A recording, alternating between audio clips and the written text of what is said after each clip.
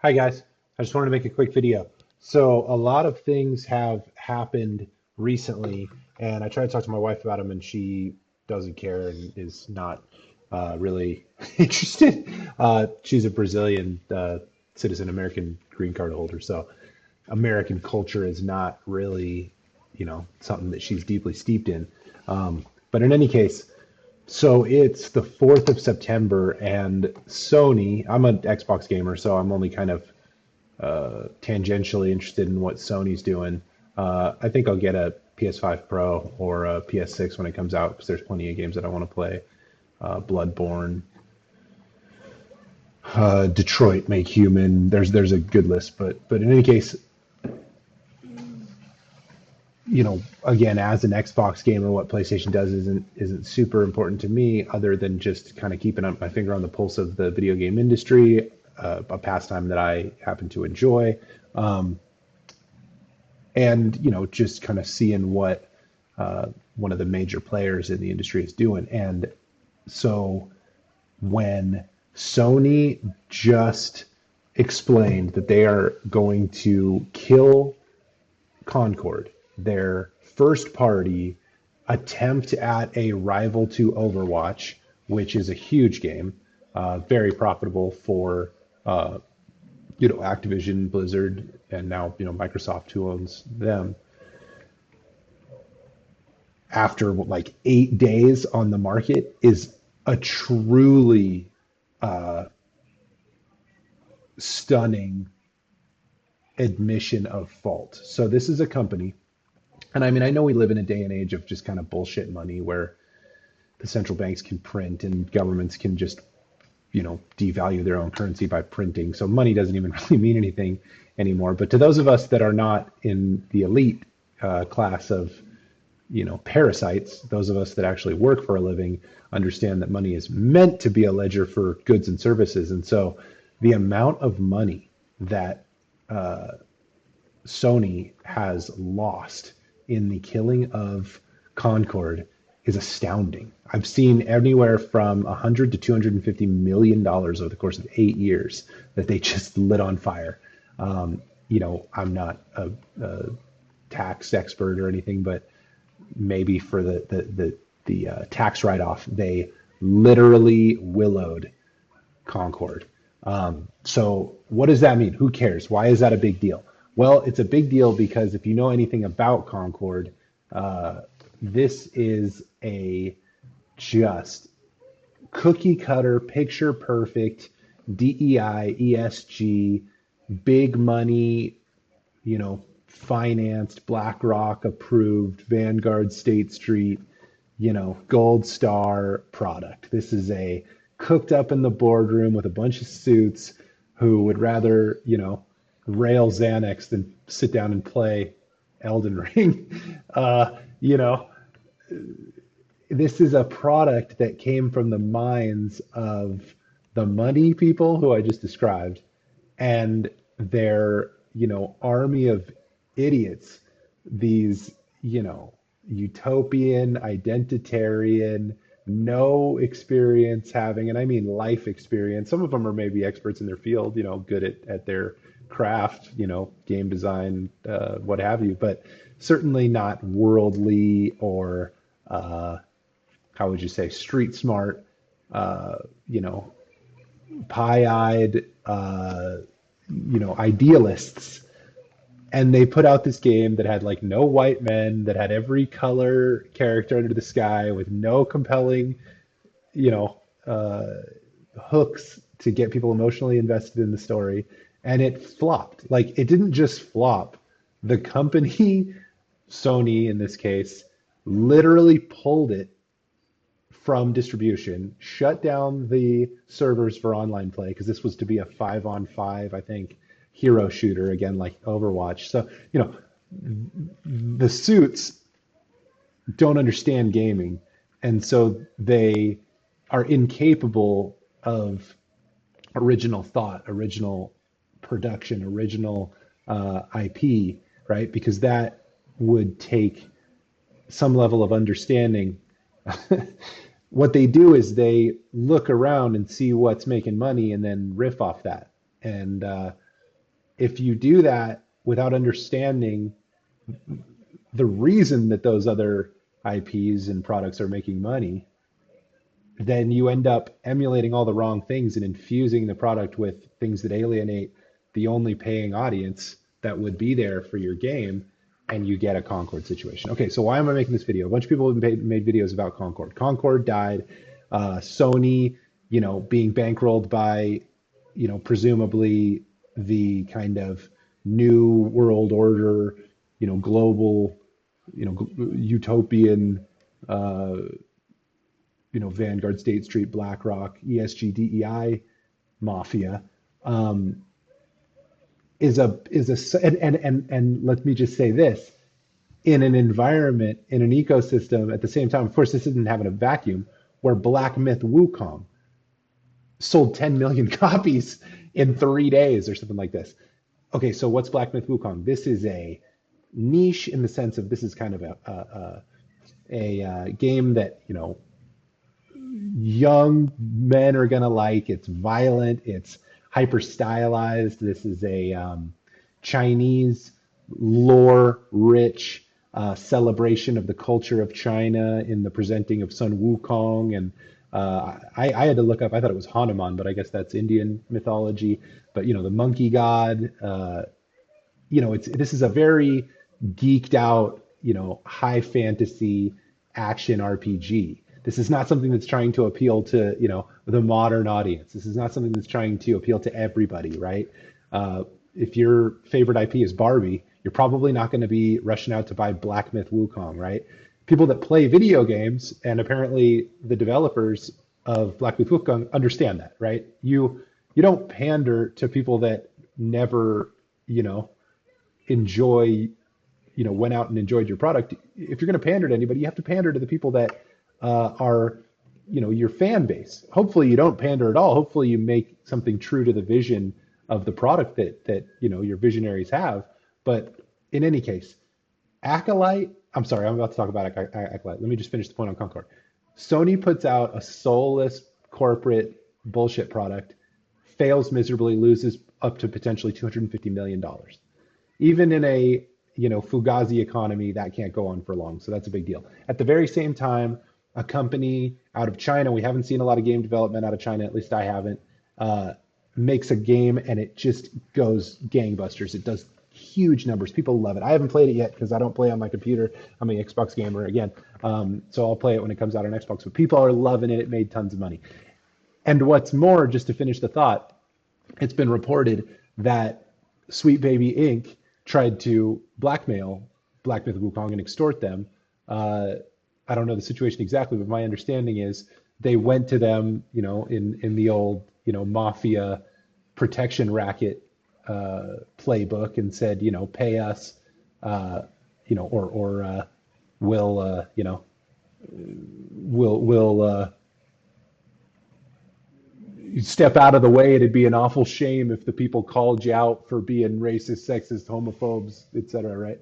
So reportedly, Black Myth Wukong's development team said, go kick rocks. And of course, then, like clockwork, all the articles coming out accusing them of sexist culture in this.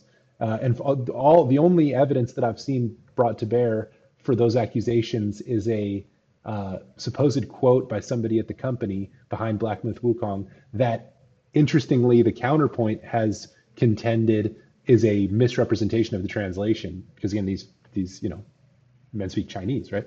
Mandarin, I don't know what you say. So very interesting that they didn't bend the knee to the woke ideology. Then Sweet Baby Inc. presumably green lights the hit pieces in the mainstream media, and Black Myth Wukong still goes on to set records, and everybody's playing it, and it's killing it. And at the very same time, presumably a Sweet Baby Inc. Bread and butter title, Concord, literally is in the wild for like a week before literally being shit canned. So, and not literally being shit canned, metaphorically being shit canned. Anyway,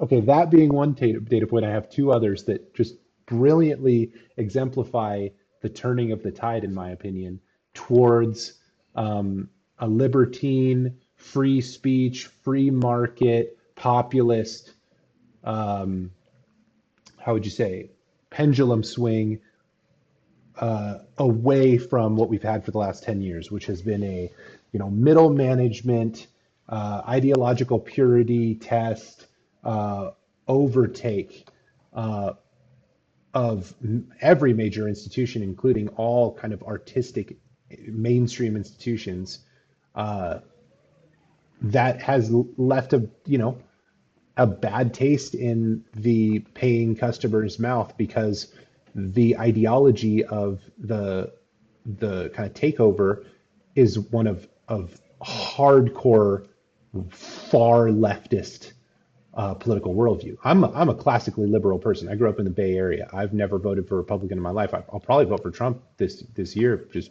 full disclosure. But it's not because I'm a righty or somebody who has ever had really classically conservative values. Just because what we're seeing in the Democratic Party of the United States right now, in Western Europe, by also, but most pointedly, and again, as can be evidenced from what happened with Concord, is a literal classist, race-based, identitarian, Marxist, hard left worldview, a utopian worldview, right? Thomas Sowell calls the proponents of a worldview like this, the ones at least that are in positions of power, the anointed, right? We believe in our vision for the utopia, a leftist might contend, and we're going to shepherd you into the new world. We're all going to be super cool to each other. There's going to be no evil white men, right? Nobody to propagate the patriarchy.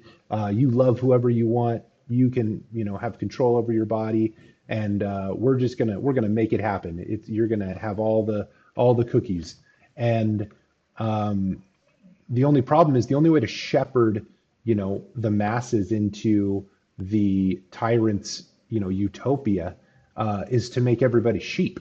You see, so I find it fascinating that the Concord Black Myth Wukong situation is a like numbers, right? This is a hard, uh, uh, factual representation of kind of the pendulum swing that I'm describing back from what is clearly a politically motivated power structure, both bankrolling and behind the production, ineffectual production of games like Concord. Okay, so the Concord Black Myth Wukong scenario is one data point. The other one that just happened is the Acolyte. So the Acolyte, it's funny because I find the title so apropos. People that are politically motivated to support the hard left right now are, I mean, it's a weird coalition, but mainly the identitarians, right? I'm a this, hear me roar, Forget, what do you believe in? What, things have you done in your life? What sacrifices have you made? What constitutes, your honor, right? Not the values of traditional virtue in, since time immemorial. No, the value of the new leftist proponent, the new leftist acolyte. Maybe I'm thinking that the definition of acolyte was wrong. I thought acolyte was like zealot, but now that I think about it, maybe acolyte means student. Uh, Acolyte meaning assisting the celebrant in a religious service, an assistant or follow. Yeah. Okay. Well, so yeah, the acolytes, I suppose, are the ones that do follow the message. So in any case, the Acolyte, this new Star Wars, Disney Star Wars production, fell flat on its face. It didn't do numbers. Presumably, it didn't turn a profit. And again, profit does matter. Even if you got all the money in the world, like you're at a big company like Disney, you can't burn your money forever, right? Although, see, these people that aspire to being, the commissars of the communist, ideal state, these middle managers, these acolytes of leftist ideology, don't think about surviving in the open market because they're not hunters, they're farmers. And I mean that in the way that salespeople use it. if you're a working class person, if you, work at a oil, change mechanic shop, if you, sell a product, if you are in the trades, right? I'm a paramedic. If you offer a service to the market, you understand very clearly because your life, relies on it, that you have to offer value. You have to engage in customer service to live. I mean, that's how the world goes around, right? Well, not if you are a part of a bureaucracy. If you work at the DMV and somebody gives you a problem, it's not your problem.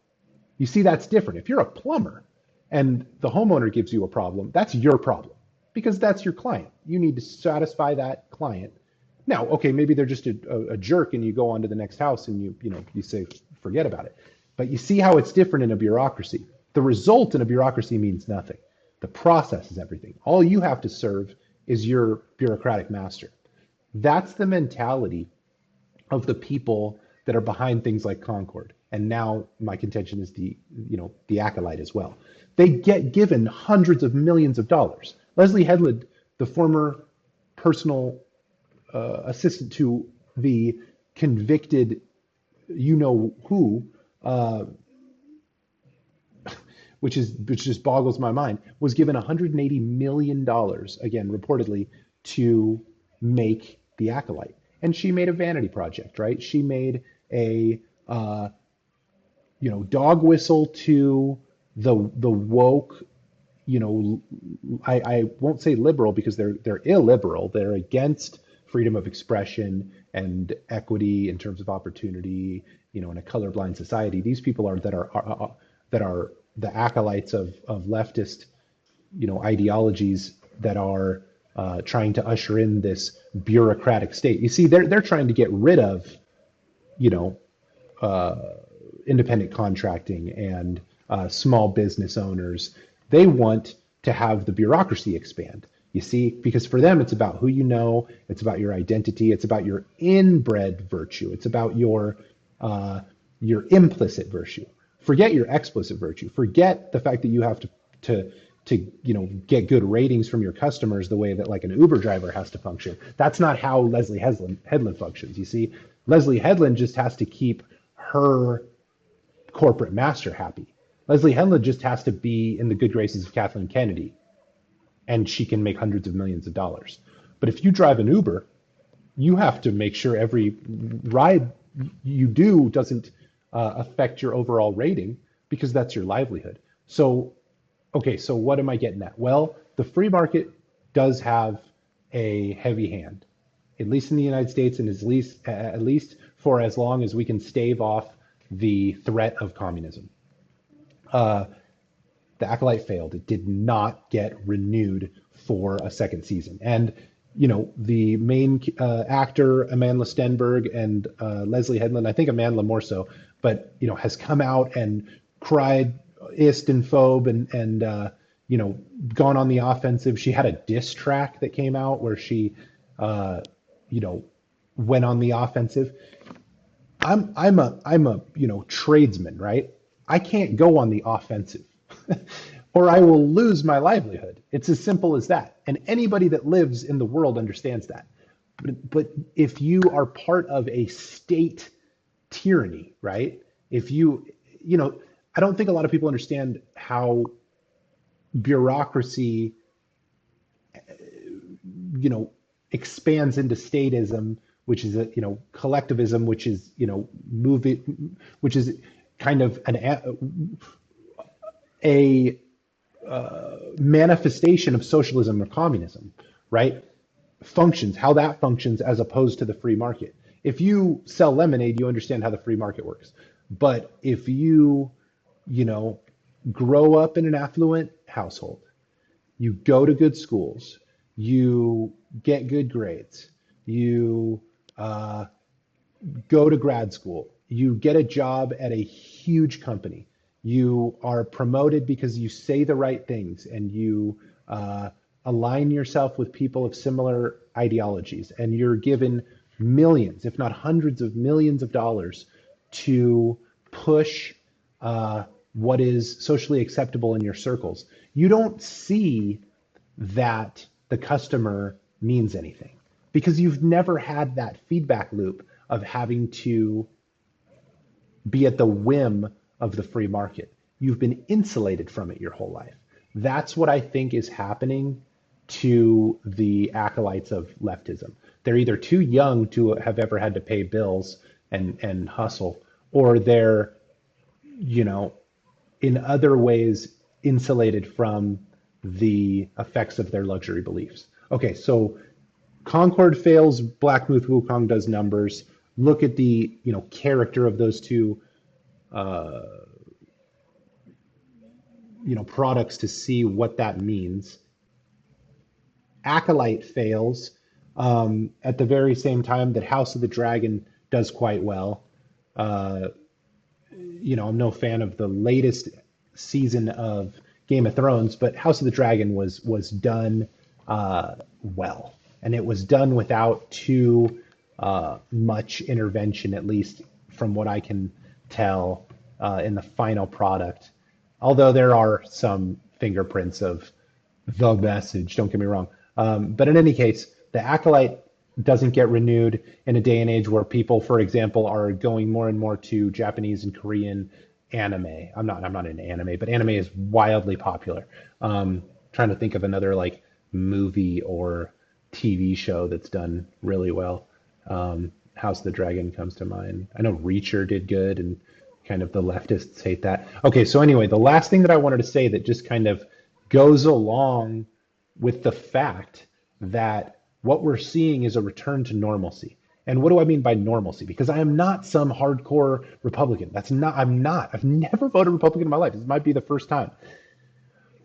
Normalcy is a feedback loop that's functioning appropriately. It's where if I say something that, is good and right and true and resonates, then I get some signal back that encourages me to say more of that thing to that person, right? That they're able to ping me back, right? And obviously similarly, if I offend somebody or do something disrespectfully or do something wrong, don't do right by somebody, then I hear about it, and it if I'm not a psychopath, that makes me feel bad, right? And then I correct my behavior. One would hope, right?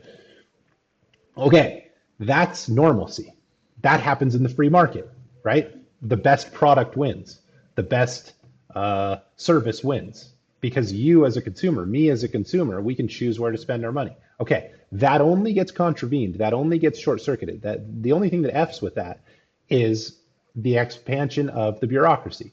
Oh, you can't go to that place. You have to go to this place because that place hasn't, gotten their, survey done, or they haven't paid the sanction, or they haven't, gotten the certification from the assessor or whatever, right? That's all the bureaucracy. That's all communism, right? That's statism, collectivism, and a lot of leftists work for those kinds of organizations.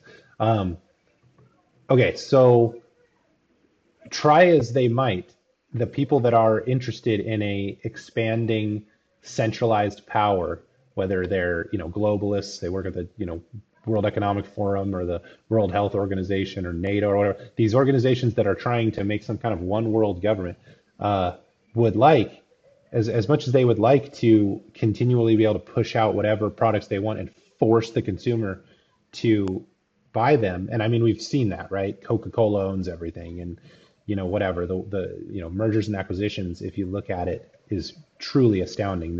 This illusion of choice if you go to like the supermarket, right? But we're seeing the pendulum go the other way. Concord failed, Black Myth Wukong succeeded. Acolyte failed, everything everywhere all at once succeeded, right? Like Godzilla -1 succeeded. Okay. The last thing that I find so interesting is that, and I know this is a tangent, but it kind of makes my point. Trump did Theo Vaughn's podcast, Lex Friedman's podcast, and was on Spaces with Elon Musk. And the reason that it's clear that this is driving the statists, the identitarians, oh, there's Sages. Oh, okay. Hi, Sages. So crazy is that the European Union, Thierry Breton, who I guess has been renounced by the European Union since then for this action, sent Elon Musk a letter before Trump and Elon had a conversation on X that like a billion people interacted with or something like that, trying to intimidate Musk to not do it, citing misinformation and danger and just all these buzzwords for the want for an expanded and more intrusive, illiberal, centralized power to restrict free speech, freedom of association, freedom of commerce, all these things that the West and the reason the West was so successful stands on. So, three great data points. I'm really excited. I'm not here to push a political agenda. You vote for who you want. God bless you. Genuinely. And if you have an argument for this politician or that politician, I'd love to hear it. Um, I kind of get glazed over when I hear character assassinations and, petty personal attacks. Um,